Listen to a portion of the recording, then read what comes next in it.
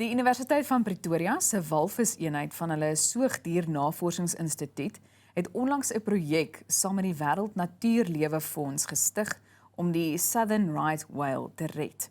Dr. Els Vermeulen van die universiteit en Pavitray Pillay van die Wêreldnatuurfonds kuier vanoggend saam om vir ons meer oor hierdie inisiatief te vertel.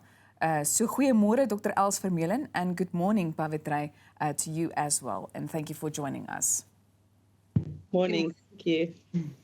Goed, ek dink Dr. Els, ek wil graag begin deur te verwys na hierdie vennootskap, as 'n mens dit so kan stel, of samewerking wat dan nou, as ek reg verstaan, gister bekend gemaak is, nie waar nie. So ek wil net so 'n bietjie agtergrond hê.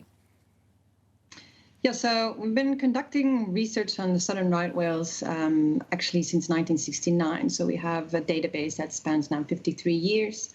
And so the last decade have shown quite a bit of substantial changes in the population of right whales. And so I've been reaching out to WWF and we've had these discussions about how we can partner to make this the project bigger, raise the awareness around the issue, and help push it forward. And so this is actually the background to how this whole collaboration started. Can I just check the WWF? How long has this been a real aim for the fund to promote the rescue of the southern right whale? Thank you. So, WWF works in what we call ecosystem management.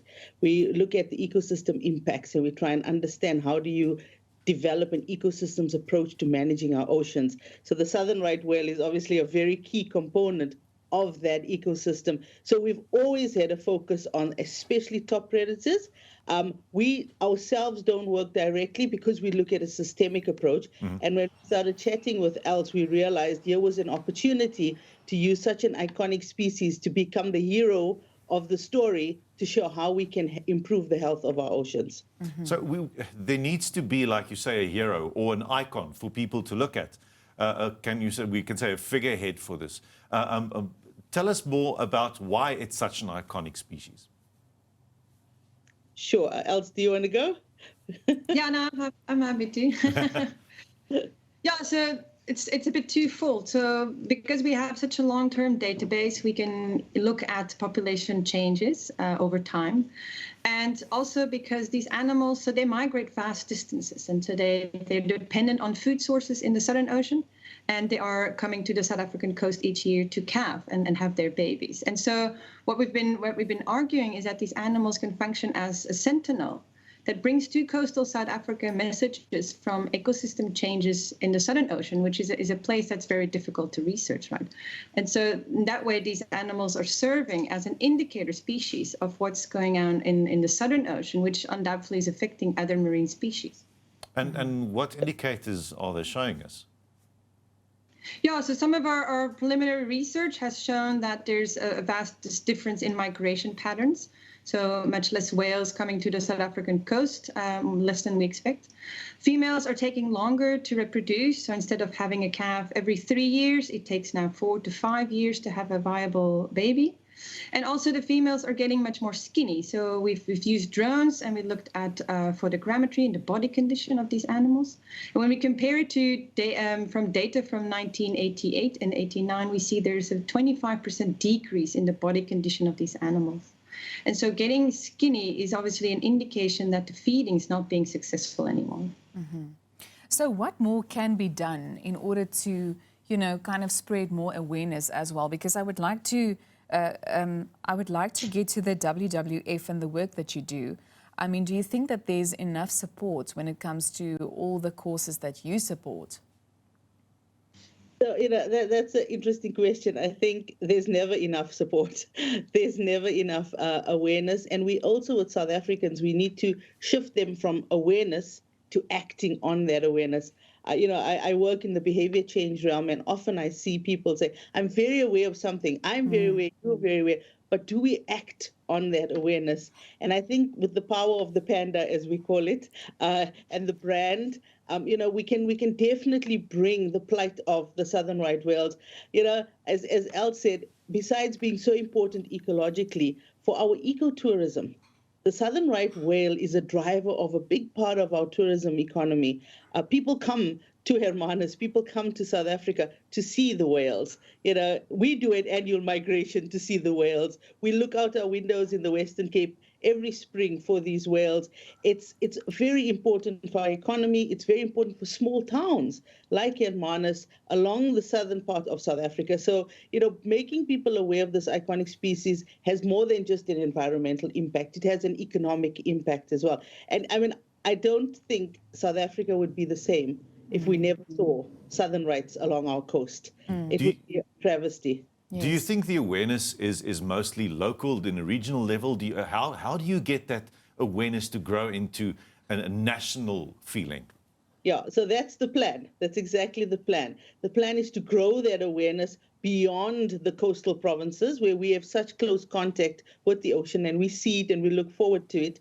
It's to grow beyond our own borders and then hopefully beyond that into the tourism sector. So, lots of tourists coming in, hopefully once COVID settles down and things kind of go back to a bit more normal, start putting in place systems and programs where we talk about the plight of the southern right whale, where we ask people, work that Els is conducting cannot happen in a vacuum. It's expensive work. The tags are expensive. The helicopters are expensive. But it's such important and vital long-term data that we need to be able to save both basically the whales, but also to improve the health of our marine ecosystem. The system is broken. It's damaged. And, one of the things that Els mentioned is that whales are indicators of when they start struggling, when their numbers decline, it's telling us that the marine ecosystem is unhealthy. Now, remember, we're also very, very, very, very strong fishing country. We also eat a lot of seafood. And when whales start suffering, it means it'll have a knock-on other fish stocks that we consume. And I don't think any South African doesn't want to eat fish into the future. So, it all tells a story and it's very interwoven. So the awareness is something that we're going to be focusing on. We're going to be focusing on bringing in funding for the research and then talking about that research and, talking about it in a way that South Africans can associate. They can understand, connecting the dots. Very often people say, well, whale doesn't really affect my life. So why must I worry about it? And actually connecting those dots for people to show that from a whale in the marine ecosystem to your own life is a very interconnected system. And I often say to people, you cannot have healthy people on a planet if you have an unhealthy planet. No, definitely. I mean, you seem like a very optimistic person, if I do say so myself, but I would like to get to the overall sea life. I mean, we see documentaries that kind of, I think, gives us it gives us insight in terms of how big this problem is becoming. Are you concerned about the overall sea life and the situation that's currently going on? Absolutely. I mean, generally, the marine ecosystem is in a very poor state. Yes, and I understand. Yes, there's so many pressures on the ocean. There's fishing, which is a form of extraction. There's mining. There's pollution. There's climate change. I mean, which Els will mention is one of the biggest drivers for some of the declines in our whale population. And then there's traffic of, most of our goods are traded by sea. So the ocean is a busy place. And yes, the state of our oceans is definitely in a state of disrepair. Why I'm optimistic is like programs like with the University of Pretoria. Every little bit counts, and all of us put in efforts into whether it's how we choose our seafood, eating sustainable seafood, funding and helping programs like the Southern Right, visiting and putting pressure on government to open up more protected areas for the Southern Right whales, understanding that your carbon footprint makes a difference to the Southern Right whale, because the more you put carbon out into the atmosphere, the warmer it gets, the more carbon into the oceans, the warmer the oceans gets, that affects the Southern Right whales. And just making sure that people understand that every one of us has a role to play in how we change that system. And I think I have to be optimistic because if we don't, we're in trouble. No, definitely. Els, is there anything that you would like to add? No, I think Pavs really did a really good job in explaining all of it. It's actually, it's true what you said. It's connecting the dots is very difficult sometimes, you know. Speaking about whales is easy. They're charismatic animals, you know, people always, you know, they care about the whales, they're quite interested. But then seeing how that problem that the whales are facing is actually affecting probably them in their own lives is something that people fail to understand. And I really hope that with this partnership, we can really push that message forward. So yeah, I couldn't say it better than what she did. Dr. Els, comparable to the rest of the world, how does the southern right whale, how is it affected? How is it compared to the rest of the world, which we know the ocean is under pressure more than ever before. But what's the comparison? Yeah, so if you compare it with other whale species, so southern right whales have a relatively slow reproduction compared to, for example, a humpback whale. And so being an animal that reproduces slow already, you know, it makes that their population growth, it's slow. So the animals were to near extinction in the early 1900s. So there were about 60 females on the planet on the global scale. By 1920 due to commercial whaling. So since the international protection, the population is increasing, but we're only looking at still 20,000 animals globally, which is a fifth, right, of the historical population. So these animals are still in recovery, and we really need to look at them in that way. So even though they're not being commercially whaled anymore, and they are safe in that regard, they're clearly facing more modern problems. And obviously, because the numbers are relatively low still, it will affect them in their population size, undoubtedly. And something needs to be done. We still have a couple of questions left, so jy kan ingeskakel bly vir die res van hierdie gesprek. Goed, die Universiteit van Pretoria se walvis-eenheid van hulle Soogdiernavorsingsinstituut het onlangs 'n projek saam met die Wêreldnatuurfonds gestig, dit nou in Suid-Afrika, om die suidelike walvis te red. En Dr. Els Vermeulen van die universiteit en Pavitray Pillay van die Wêreldnatuurfonds, en sy is ook 'n woordvoerder daar, kuier saam om ons meer te vertel. So ons gaan voort met vanoggend se gesprek. Dr. Els, I would like to continue with one of the facts that Pavitray referred to earlier regarding climate change and global warming. So let's just maybe discuss that impact on the southern whale. Okay, so I explained southern right whales feed in the Southern Ocean, and they are what we call capital breeders. So these animals feed one time of the year in the Southern Ocean, then they migrate to South African coast, where they give birth to their calves. And so their success of feeding is very dependent, or is fueling actually that reproduction. And if we see the reproduction slowing down, if we see these animals getting skinnier, we know that they're obviously being affected in the quality of their food sources. And so looking at, because these animals feed mainly on krill, it indicates that these animals are not finding the krill densities that they used to do. And in that case, we look at climate issues and the displacement of krill, the displacement of frontal systems in the Southern Ocean, which likely affects the location of productivity or even possibly decreases the productivity. And so what exactly lies at the bottom of this, we're still busy unraveling. So we can't have a straight answer there. But it's obviously related to the larger changes we are seeing in the Southern Ocean, which is linked to increasing sea surface temperatures, increasing frequencies of El Nino events, La Nina events. And so all combined, looking at climate change issues. And it is very clearly that these whales are being affected by this. And if these whales are affected by this, then obviously a lot of other marine species that are dependent on that productivity of the Southern Ocean will be affected. What's the general research, the history of research like about the southern right whale? Do we have records going back many, many years? Is there enough to work off? Yes, so the database on southern right whales takes 53 years now. So the research was initiated in 1969 by the Professor Peter Best. He was a pioneer in whale research in this country and even globally. And so we have a long-term database. It's one of the longest running databases in the world of its kind. And it's this kind of databases that we need and that are crucial to look at climate change issues. Because if you don't have demography of an animal population for this length, then you can't make conclusions on long-term and slow evolutions like climate change would be. And so it's actually an ideal database to work off. And that's, again, one of the reasons these animals can act as sentinels. And we call them the right sentinel now, as hinting obviously to the species name. Yes. Because not only because they bring to coastal South Africa this message from the changes that are happening in the Southern Ocean, but also because of the long-term database that we have, which is crucial in this regard. How difficult is physical observation? I mean, it must be one of the most difficult species to research if you can't follow them into the deep, if you have to find out where they are and how their migration patterns work. How difficult is the research practically? Yeah, it's extremely difficult. So obviously when they're on our coast, we can go out with the boat, we fly the helicopters, we identify these animals. We have long-term sighting histories of the females that come back and have a calf. So we know a lot of those whales individually for many, many years.